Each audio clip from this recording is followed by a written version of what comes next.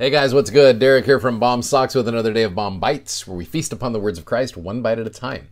So as we get into Romans chapter 2 today, it gets a little complicated, but I promise you there is very much some relevancy in this chapter.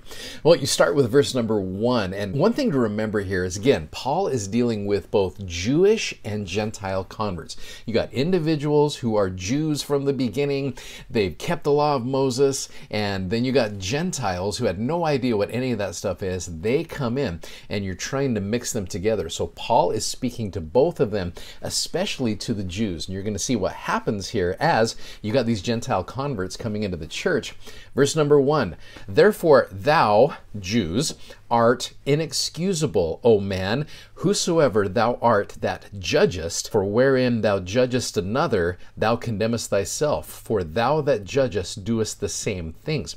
So you got these individuals that are just saying, that guy is so judgmental. Yeah, that's kind of judgmental. And it's interesting. We as members of the church often get accused of being judgmental. I do believe it is just human nature. It is natural, man, in every person, regardless of religion or whatever. We judge. It's something that we do by nature.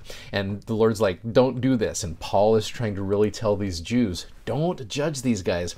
And you're going to see the topic of judgment here is based largely around the concept of circumcision, which again, always fun to talk about, right? Now, in the Come Follow Me for this week, like I said, it almost kind of gives a glossary to help out with this. It gives a section on circumcision. It says, anciently, circumcision was a token or symbol of the covenant God made with Abraham. Paul used the term circumcision to refer to Jews, the covenant people, and uncircumcision to refer to Gentiles. Ponder what Romans chapter 2, we'll talk about that here in a second, teaches about what it really means to be God's covenant people. Note, the circumcision is no longer a token of God's covenant with his people. Acts 15, we had that Jerusalem conference where you had all these converts that are coming in and they're saying, you should be circumcised. And they're like, no, we shouldn't. And so they decided that that's not the thing, but you still got some Jews hanging on to that belief that in order for you to be a true believer, you have got to be circumcised. So Paul gives some very pointed counsel to these Jews. And I think there is very much a message here to members of the church. Now, verse 17, behold, thou art called a Jew and resteth in the law and makest thy boast of God. Which again, it's like you're resting in the fact that you are a member of God's covenant people and you're just saying, great, I'm a Jew, I am entitled to God's blessings. 18, and knowest his will and approvest the things that are more excellent, being instructed out of the law. You got this law of Moses, which again, these Jews are hanging on to for dear life because that's what their culture is. That's what their tradition is. And you got these Gentiles coming in who do not know any of that stuff. Verse 19, and art confident that thou thyself art a guide of the blind and a light of them which are in darkness. You think, let me show these Gentiles what they need to do. An instructor of the foolish, a teacher of babes, which hast the form of knowledge of the truth in law.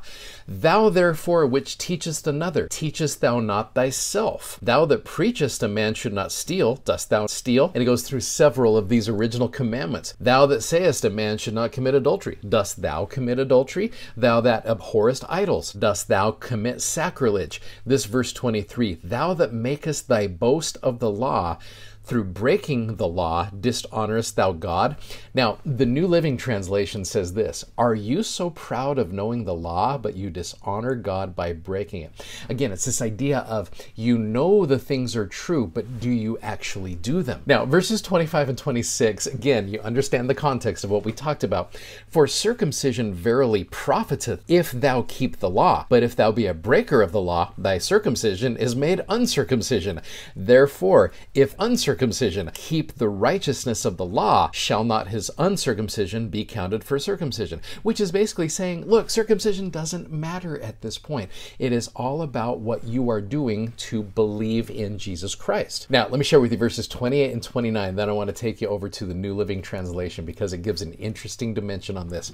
28, for he is not a Jew, which is one outwardly, neither is that circumcision which is outward in the flesh, but he is a Jew, which is one inwardly, and circumcision is that of the heart, in the spirit and not in the letter, whose praise is not of men, but of God. Now, with the New Living Translation for verses 28 and 29, I want you to think about this as a member of the church. Maybe someone born in the church who has read their scriptures and said their prayers and done all of the things that are important. I don't want to discount those. I'll talk about that in a second here.